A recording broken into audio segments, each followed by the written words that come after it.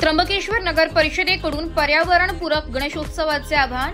त्र्यंबक नगर परिषद त्र्यंबकेश्वर तर्फे माझी वसुंधरा अभियान 6.0 अंतर्गत नागरिकांना पर्यावरणपूरक इको फ्रेंडली गणेशोत्सव साजरा करण्याचे आवाहन करण्यात आले। नगर परिषदेच्या वतीने सांगण्यात आले की श्री गणेशाच्या मूर्तींसाठी प्लास्टर ऑफ पॅरिस म्हणजेच पीओपीचा वापर टाळावा, त्याऐवजी शाडू माती किंवा कागदापासून नैसर्गिक रंगाने तयार केलेल्या मूर्तीची निवड करावी। तसेच सजावटीसाठी प्लास्टिक आणि थर्माकोल सारख्या पर्यावरणास हानिकारक वस्तूंचा वापरही करू नये।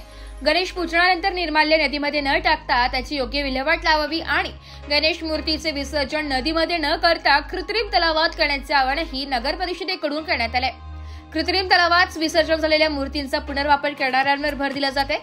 याशिवाय मिरवणुकीदरम्यान मोठ्या आवाजातील ध्वनिक्षेपक, डीजे, डोबली तसेच फटाक्यांचा वापर टाळण्याचे आवाहन करण्यात आले।